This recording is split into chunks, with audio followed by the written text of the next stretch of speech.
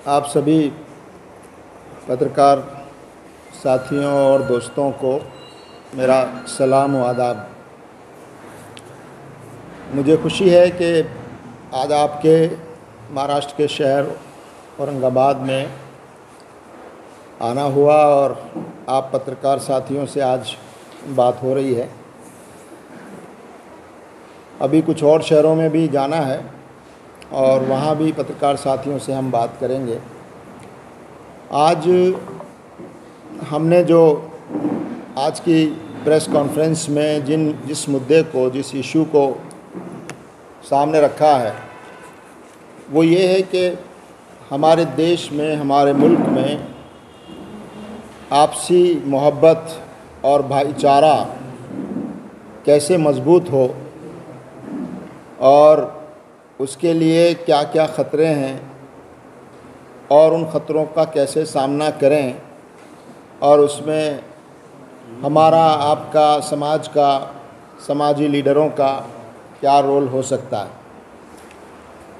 तो हम सब ये बात अच्छी तरह जानते हैं कि हमारा देश, हमारा मुल्क एक विविधता वाला देश है। यहाँ बहुत डाइवर्सिटी पाई जाती है। यहाँ अलग अलग मज़हब और धर्म के मानने वाले हमारे देश में हज़ारों, सैकड़ों बरसों से रहते आए हैं। यहाँ बहुत सारी ज़बानें, भाषाएं बोली जाती हैं। यहाँ के कल्चर अलग अलग हैं, खान पान अलग हैं, रीति रिवाज अलग हैं। बहुत बड़ा देश है, बहुत पुराना देश है और हम सब इस देश के नागरिक हैं। 1947 में जब देश आज़ाद हुआ तो हमने इस देश को एक संविधान से चलाने का निर्णय लिया और हमारा जो संविधान है उसमें इस बात का ख्याल रखा गया, इस बात को आधार बनाया गया कि इस देश में सब धर्म के मानने वाले, आस्थाओं के मानने वाले, धर्म के न मानने वाले भी कुछ तादाद में हैं, वो सब बराबर हैं। और हमारा मुल्क जो है उसका कोई धर्म नहीं होगा। लोगों को अपने अपने धर्म पर चलने की आज़ादी होगी। सबको बराबरी का अधिकार होगा। सबको स्वतंत्रता होगी कि वो अपनी पसंद का मज़हब अख्तियार करे, अपनी पसंद का रास्ता अपनाए, उस पर अमल करे, उसका प्रचार करे। सबके साथ न्याय होगा, इंसाफ होगा, जस्टिस। ये हमारे संविधान की तीसरी बड़ी वैल्यू है। और चौथी बात जो हमारे संविधान के प्रियम्बल में कही गई है वो ये कि हमारे मुल्क में भाईचारा और सद्भावना ये मजबूत हो। ये चार बुनियादें हैं जो इस भारत की बुनियादें हैं। हम ये महसूस कर रहे हैं आज 76 सालों के बाद कि हमने बहुत तरक्की की है अलग अलग मैदानों में, लेकिन हमारे संविधान के ये जो चार वैल्यूज़ हैं अब इनको एक किस्म का ख़तरा पैदा हो रहा है। जो बराबरी है उसको भी चैलेंज है, जो आज़ादी है नागरिकों की उसके लिए भी बड़े ख़तरे सामने नज़र आ रहे हैं। जस्टिस और न्याय की हम बात करें तो उसमें भी ऐसा लगता है कि हर एक के लिए न्याय मिलना बहुत मुश्किल होता जा रहा है। और सबसे ज़्यादा जो चीज़ प्रभावित कर रही है हमारे देश को वो है हमारे आपसी भाईचारे में दरार पैदा करने की कोशिशें हो रही हैं। हमारी आपसी प्रेम और मोहब्बत का जो हमारी रिवायत है, कल्चर है, उस पर एक तरह का प्रहार हो रहा है। समाज को बांटने की कोशिश हो रही है। एक दूसरे के बारे में संदेह पैदा करने की कोशिश की जा रही है। नफ़रत फैलाई जा रही है। और अब नफ़रत की राजनीति जो है वो लोगों के लिए बड़ी आकर्षक बन गई है कि नफ़रत की राजनीति से बड़ी फसल काटी जा सकती है। नफ़रत की राजनीति से बड़ी जल्दी फ़ायदे हासिल हो सकते हैं। नफ़रत की राजनीति करने वालों को लगता है कि वो राजनीतिक तौर पर बहुत जल्दी तरक्की कर सकते हैं। बहुत सारे व्यक्तियों को भी लगता है कि अगर वो नफ़रत के एजेंडा पर काम करेंगे तो उनकी राजनीति भी बहुत तेज़ी से वो राजनीति में ऊपर जा सकते हैं। और उनका ये मानना गलत इसलिए नहीं है कि जिन लोगों ने ऐसा किया और जिन लोगों ने नफ़रत और भड़काने का रास्ता अपनाया वो अपनी पार्टी में और राजनीति में बहुत तेज़ी से आगे बढ़ रहे हैं। तो इससे लगता है कि देश के नागरिकों को, हम सबको, आपको, जो देश के ज़िम्मेदार नागरिक हैं, वो इस मौके पर इन हालात को सिर्फ देख नहीं सकते बल्कि इनको बदलने की कोशिश करना चाहिए। हम ये समझते हैं जमात इस्लामी हिंद कि इस देश में अमन, शांति और भाईचारा अगर ये नहीं होगा तो हमारा देश तरक्की नहीं कर सकता। हम अपने देश को वर्ल्ड लीडर बनाना चाहते हैं, दुनिया का लीडर बनाना चाहते हैं, लेकिन हम इस कमज़ोरी के साथ दुनिया के लीडर नहीं बन सकते जब तक कि आपस में प्रेम और भाईचारा न हो, एक दूसरे का आदर और सम्मान न हो। और अगर नफ़रतें यहाँ इस तरह बढ़ाई जाएंगी राजनीति के लिए तो हमारा देश कमज़ोर होता जा रहा है। तो जमात इस्लामी हिंद ने यह कार्यक्रम बनाया है और हम पूरे देश में इस बात की कोशिश कर रहे हैं कि अलग अलग धर्मों के लोग आपस में मिलें जुलें, उनके मिलने जुलने के अवसर ज़्यादा हम पैदा करें और वो एक दूसरे के करीब आएं, एक दूसरे की आस्था और धर्म के बारे में जानने की कोशिश करें, एक दूसरे के बारे में चर्चा करें, एक दूसरे के दुख दर्द में शामिल हों, शरीक हों और फिर इस समाज में अच्छी चीज़ों को आगे बढ़ाने के लिए मिलजुल कर काम करें।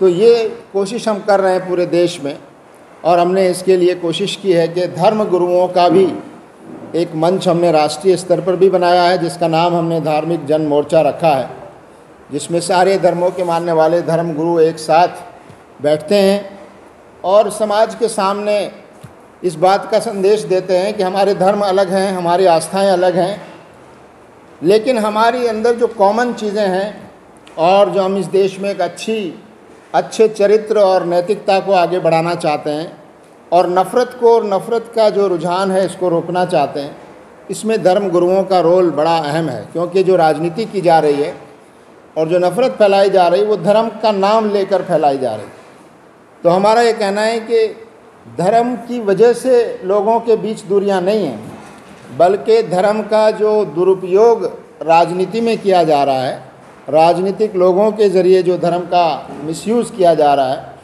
और उसकी वजह से लोगों के बीच दूरियां पैदा करने की कोशिश हो रही है। तो हम धर्म गुरुओं को भी इस धार्मिक जन मोर्चा के माध्यम से एक साथ लाने का प्रयास कर रहे हैं और उस प्रयास में हम काफ़ी सफल होते जा रहे हैं। अब तक 8-9 राज्यों में हमने धार्मिक धर्म गुरुओं के इस तरह के मंच कायम कर दिए हैं। आपके राज्य महाराष्ट्र में भी धर्म गुरुओं का ऐसा मंच काम कर रहा है।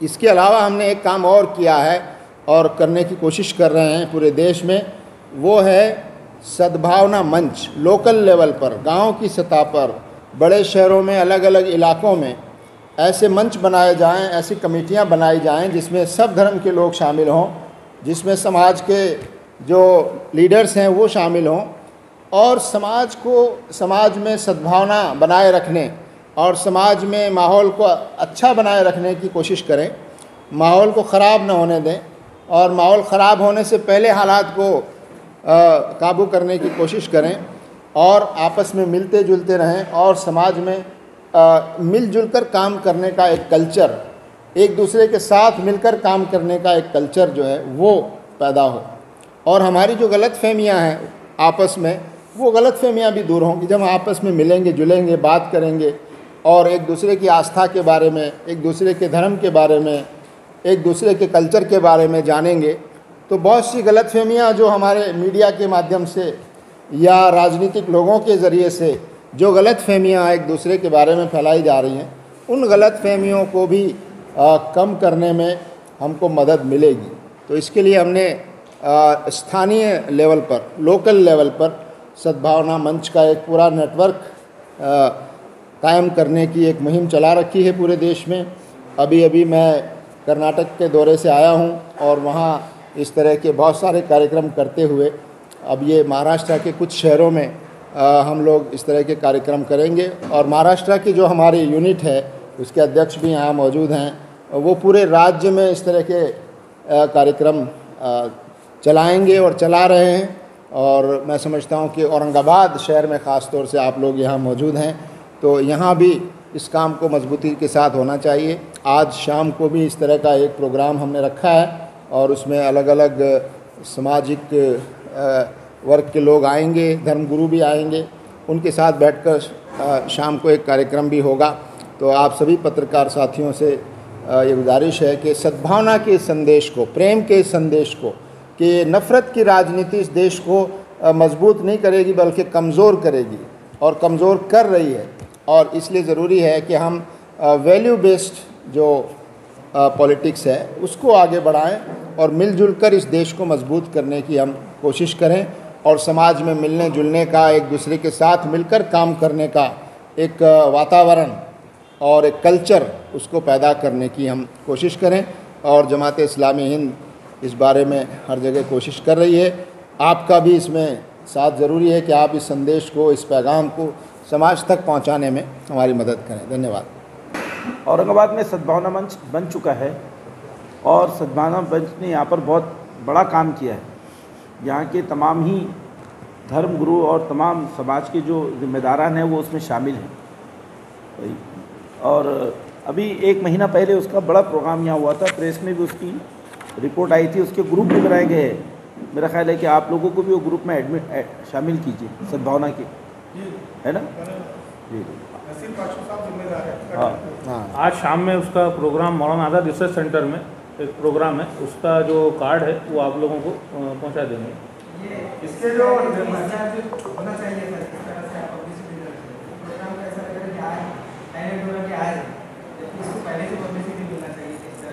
आया था वो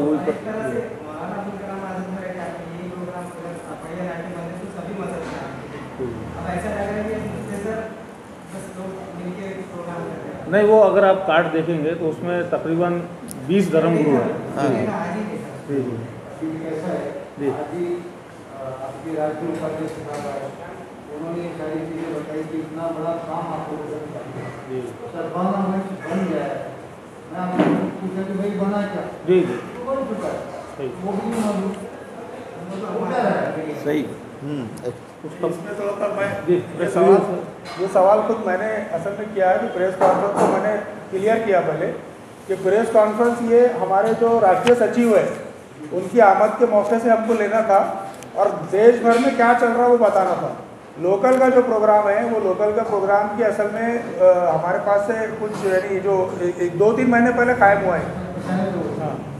मुझे ये बताइए, आप देश लेवल पे ये काम कर रहे हैं जी, नफरत की जगह पे आप मोहब्बत की दुकान लगाना चाह रहे हैं। दुकान नहीं है, ये बहुत पवित्र काम है, इसको दुकान कहकर इसकी अहमियत कम ना कीजिए।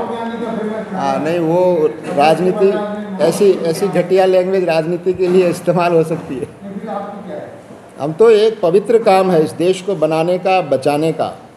हाँ, और ये हर देश के नागरिक की जिम्मेदारी है, ये चाहे वो किसी धर्म का हो। हाँ, आपको लगता है कि ये काम करने से और ये होने से वो लोग जो है जो नफरत की तरफ जा रहे हैं वो उनके कुछ माइंड फ्रेश होंगे या फिर उनके अंदर की जो दिमाग में उन्होंने जरासीम डाल चुके कि भाई आप हिंदू हो, आप ये समाज के हो, आप वो समाज के हो, आप मुसलमान हो, ये हो, तो ये खत्म करने के लिए आपका ये कारगर उपाय हो सकता है क्योंकि आगे इलेक्शन है, अभी इलेक्शन। जी जी जी। तो देखिए ये बात सही है कि आग लगाना ज़्यादा आसान है, आग को बुझाना ज़रा मुश्किल काम है, लेकिन असंभव नहीं है। एक बात ये, और ये भी मानिए कि आग की नेचर जो है वो ये है कि वो थोड़ी देर के लिए लग सकती है, कुछ समय के लिए लग सकती है, मगर हमेशा आग लगी रहेगी ऐसा कभी नहीं हुआ दुनिया में। आग बुझेगी और आपकी कोशिशों से जल्दी बुझेगी। वैसे तो नेचुरल भी बुझती है वो, लेकिन आप कोशिश करेंगे तो वो आग जल्दी बुझेगी। तो हम ये कहते हैं कि ये कोशिश करना ज़रूरी है। ये जो देश का शरारत करने वाले, नफ़रत फैलाने वाले लोगों की संख्या देश में बहुत ज़्यादा नहीं है, बहुत ज़्यादा नहीं, ऐसा लगता है। और कुछ हमारे मीडिया की गलती से भी ऐसा बड़ा बनाकर पेश किया जा रहा है नफ़रत फैलाने वालों को, लेकिन वो इतने ताकतवर नहीं है लोग। लेकिन अगर जो 80-90% जनता जो शांति चाहती है, जो तरक्की चाहती है, वो उसकी गलती यह है कि वो चुपचाप देख रही है इसको। ऐसे धर्मगुरु, बहुत अच्छे धर्मगुरु मौजूद हैं जो शांति चाहते हैं और देश में एक अच्छा माहौल चाहते हैं, मगर वो धर्मगुरु तो चुप हैं और कुछ नकली किस्म के लोग जो हैं वो नफ़रत फैलाने के काम में आगे बढ़ रहे हैं। तो इसलिए हम सबसे कह रहे हैं कि जो वाकई धर्म के मानने वाले धर्मगुरु हैं उनको भी आगे आना चाहिए, और जो समाज में जो सीरियस लोग हैं, शांति प्रिय और न्यायप्रिय लोग हैं, उनको चुप नहीं रहना चाहिए।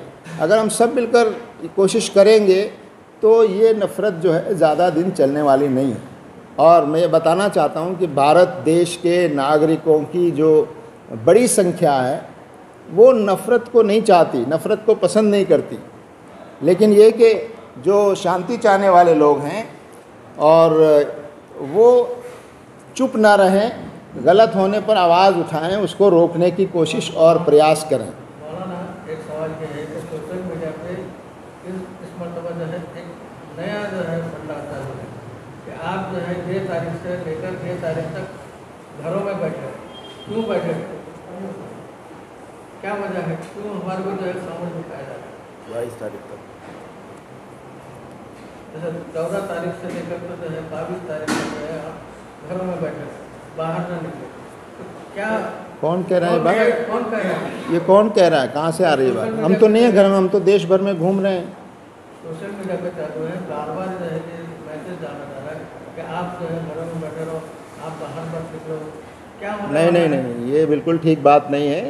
ये कहना और ये करना ठीक नहीं है, लेकिन ये ज़रूर है कि आप चौकस रहिए, आपके आसपास कोई गलत चीज़ों को न फैलाए, कोई भड़काऊ चीज़ ना करे, कोई भड़काने वाले बयान न दें, कोई भड़काने वाली सोशल मीडिया पोस्ट न करें, उस पर आप होशियार रहिए, और आपका होशियार रहना ही ज़रूरी है। लेकिन जो ऐसा कह रहे हैं कि बाहर मत निकलिए, तो डर पैदा करने वाली बात है, इससे तो और ज़्यादा चीज़ें होगी। तो सब चीज़ें नॉर्मल है, ऐसा कुछ नहीं है, लेकिन यह कि आपको चौकस रहना पड़ेगा, क्योंकि ये 2024 का जो इलेक्शन है, इसको सामने रखते हुए बहुत सी चीज़ें ऐसे अंदेशे हैं कि कुछ लोग माहौल ख़राब कर सकते हैं और राजनीतिक फ़ायदे के लिए कुछ लोग ऐसा माहौल बना सकते हैं। तो इसलिए हमको चौकस रहना ज़रूरी है, लेकिन न निराश होना है, न डर पैदा करना है। और ये काम कोई एक समुदाय को नहीं करना है, ये काम सब मिलकर सबको करना है। यही संदेश हम देना चाहते हैं कि ये कोई मुस्लिम समुदाय का काम नहीं है, बल्कि ये सब लोगों का काम है, और सब लोगों को मिलकर इस देश को अमन शांति के रास्ते पर ले जाने की कोशिश करना ये सबका काम है। और एक बात ये भी है, इस सद्भावना का अर्थ ये बिल्कुल नहीं है कि जो जिस धर्म को मानता है वो अपना धर्म छोड़ के दूसरी बात करने के लिए नहीं, वो अपने धर्म पर रहे, अपने धर्म की बात करे, अपने धर्म की पहचान के साथ रहे, और जो जिस आस्था को मानता है उस आस्था पर वो अमल करे, लेकिन एक दूसरे को जाने पहचाने, एक दूसरे के बारे में जानकारी हो, और हम एक दूसरे का सम्मान करें। चाहे हम उस आस्था को नहीं मानते, लेकिन हम उस आदमी का सम्मान ज़रूर करें, उसका आदर करें, चाहे वो किसी भी फेथ का मानने वाला हो। तो ये माहौल हम पैदा करना चाहते हैं। तो मैं समझता हूँ कि ये बात अगर लोगों को समझाई जाएगी तो जो नफ़रत का एजेंडा समाज में बढ़ाने वाले लोग हैं उनकी बात को रोका जा सकता है, उनका असर कम किया जा सकता है। सबसे बड़ा नफरत फैलाने का मीडियम बना है वो सोशल मीडिया। आपका वहाँ पर किस तरह से प्लेटफॉर्म रहेगा, आप किस तरह से वो टैकल करेंगे या आप करेंगे, सोशल मीडिया पे कोई रिप्लाई नहीं करने वाले कि क्या आपकी क्या पॉलिसी है? नहीं, देखिए, सोशल मीडिया तो अभी आया है 5-10 साल पहले, नफ़रत आज से नहीं है। नफ़रत तो 100 साल से इस देश में आज़ादी के पहले से इस पूरे माहौल को करने की कोशिश हो रही है। लेकिन अब जो सोशल मीडिया आया है उस पर गलत बातें भी आ रही हैं, लेकिन आप जैसे लोग अगर अच्छी बातों को फैलाएंगे, आप जैसे लोग और संगठन जो हमारे संगठन हैं उनके पास जितने भी साधन है उसके माध्यम से जो हमारे ग्रुप्स बने हुए हैं या जिसमें हैं कर यही कर रहे हैं हम जी। आप सद्भावना एक प्रोग्राम लेके बस इतना ही सद्भावना का काम करेंगे? नहीं नहीं नहीं जागरूकता का काम करेंगे या सोशल मीडिया पे भी एक्टिव? देखिए ये जो सद्भावना मंच लोकल लेवल पर बनाए जा रहे हैं ये सिर्फ भाषण के लिए नहीं है, ये सिर्फ समाज में काम करने के लिए है। और इनके काम होंगे, इनकी एक्टिविटीज़ होगी, वो एक्टिविटीज़ ग्रुप्स पे डाली जाएंगी तो उसका एक पॉजिटिव मैसेज आएगा। अब आज शाम को जो कार्यक्रम हो रहा है उसमें सारे धर्म के लोग एक साथ नज़र आएंगे, उन एक्टिविटीज़ को सोशल मीडिया पे डाला जाएगा, दूसरे धर्म के लोगों के बयान सबके एक साथ आएंगे तो समाज में एक पॉजिटिव मैसेज जाता है। और जितनी ज़्यादा हम करेंगे उतनी ज़्यादा उसका असर भी होगा जी। महाराज साहब, आजकल हम मीडिया में देख रहे हैं कि मुसलमानों के तस्दीक ज़िम्मेदारान के कुछ बयान अखबार में छपे हैं, उसकी वजह से 100 करोड़ हिंदुओं के दिल में या उनको गलत मैसेज जा रहा है। तो सवाल ये है कि जब सुप्रीम कोर्ट के जरिए से बाबरी मस्जिद का फैसला आ चुका था, ठीक है वो आस्था थी जो भी था, लेकिन जब फैसला आने के बाद राम मंदिर पाए तकमील को पहुंच रहा है और उसके बाद इस तरह के सवाल उठना कि हम सुप्रीम कोर्ट से फैसले से मुतमईन नहीं है, तो आपको लगता नहीं कि इस तरह के ऐसे मौके पर इस तरह की बात करना कहने के हिंदुओं को हमारे तरफ से गलत पैगाम जा रहा है, ये कड़वा सच है, क्या कहेंगे इस पर? नहीं देखिए, दो बातें अलग अलग हैं। और ये बात सही है कि सुप्रीम कोर्ट का फैसला आया और उस फैसले के नतीजे में अब वहाँ उसका मंदिर का निर्माण हो रहा है और सुप्रीम कोर्ट के फैसले के मुताबिक वहाँ अमल भी हो रहा है, उसको कोई रोक भी नहीं रहा है, उसको कोई रोक भी नहीं सकता। तो लेकिन ये बात कहना कि सुप्रीम कोर्ट ने फ़ैसला तो किया है मगर वो फ़ैसला इंसाफ के मुताबिक नहीं था, ये कहना तो सबका अधिकार है। ये बात कहने से, इस सच्चाई को कहने से क्यों रोका जा सकता है? लेकिन ये कि ये आस्था का मसला है, अब ये सुप्रीम कोर्ट की बात है और अब निर्णय ले लिया है तो वहाँ मंदिर बन रहा है और वहाँ का ट्रस्ट उसको बना रहा है। सरकार इसमें क्यों इतना ज़्यादा इंटरेस्ट ले रही है? इसको क्यों राजनीतिकरण इसका किया जा रहा है?